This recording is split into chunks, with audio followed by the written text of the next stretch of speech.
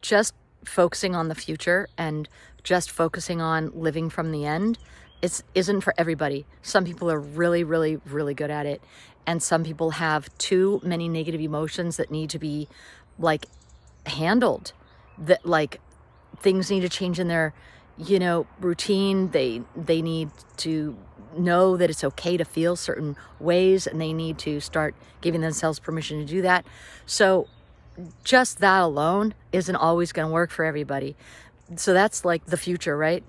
Then the present, being with the moment, meditation, observing what is very good. It's very good to do that because it helps you kind of give yourself a new reference point from where you look at your life and what you identify with. So instead of identifying with, oh, I am in this big problem, it's like, oh, I have this big problem. This is a big one. But again, it's not for everybody.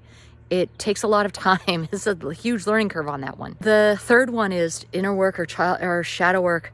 And this is very good because it can help you recognize parts of you that you really love about yourself that you didn't even know you had suppressed. And it can help you bring those back online and back into your life and give you permission slowly. It's called inner parenting. Another piece of the being present moment that we often forget, that it's like, oh, just be with the now, or acceptance of what is.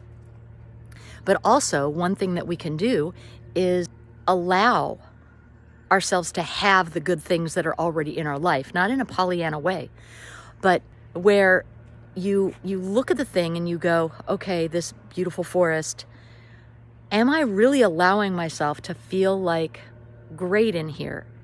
And I'm not talking about, masking if you feel bad, allowing yourself to have that slice of cake, that slice of now, where your life can be absolute shit, zero in the bank, boyfriend's a pain in the ass, your mood is in the tank, like nothing is good.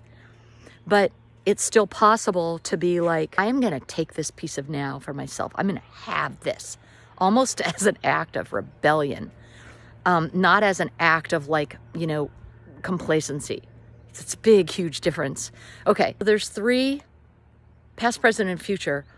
This is a frame where you attack the feeling stuck on all fronts. Positive focus, trying to meditate, doing inner child work on this frame. Maybe it helps to explain why some of these things aren't working for you, because maybe you're missing one component.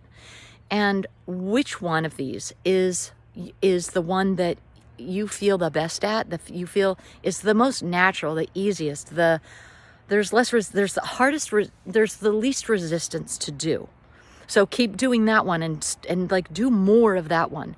And then which one is the hardest to do? And so like try to just be aware of where you are with these 3 things and which one is really hard and which one is really easy.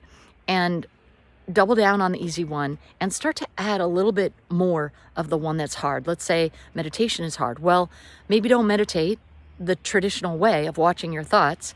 Maybe do it in terms of, if meditation's purpose is to bring us into the now, which is like the only place we actually ever really are, ever, 100% of the time. Like we're only always here right now. That's the truth. No one ever is going to change that, no matter what they're thinking. Even if you're asleep, you're still right here sleeping. So, and right now sleeping. So, yeah, I'm not really talking about right here, because maybe your consciousness is in another place. That's another topic and not my expertise.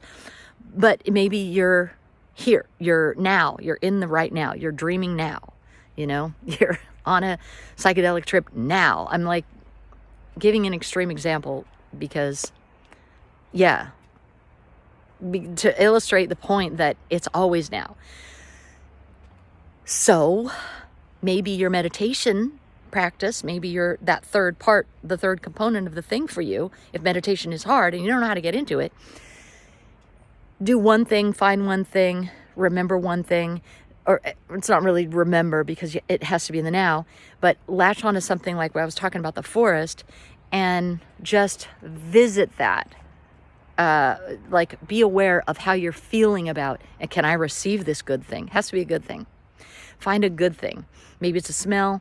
It doesn't matter what it is. What matters is how you feel about it.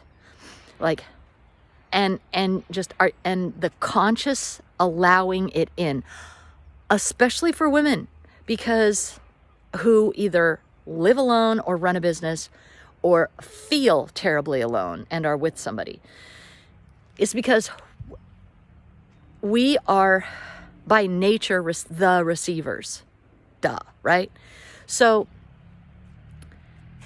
when we have to like have the pants on, it's kind of a victim-y way to say it, but oh well, then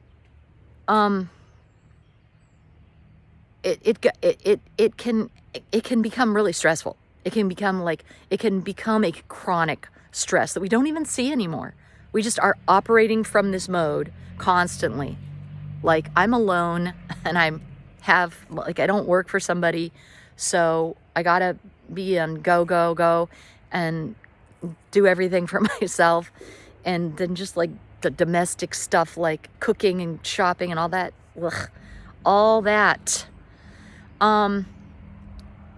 Plus everything else. So it's a very pants feel. Very pants. These are the pants. I'm always, literally, these are the only pants I wear every day, 24/7. Well, I mean 7. So what I'm trying to say is the receiver mode might be something that is very unpracticed. It's just not something, it's a luxury you can't afford, right? So that could be what's blocking up your energy.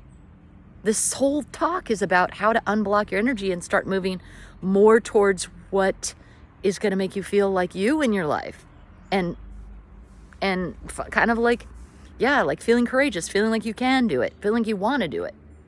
That's the first part. Okay? So that's a meditation style you might want to try. And we'll just leave it there today. If you like this video, please give it a like and share it with anybody who needs it. That would be wonderful. And also, please let me know what step, comment below what step you are working on, what step is easiest for you, and what step is hardest for you. And I'll catch you in the next one. Bye-bye.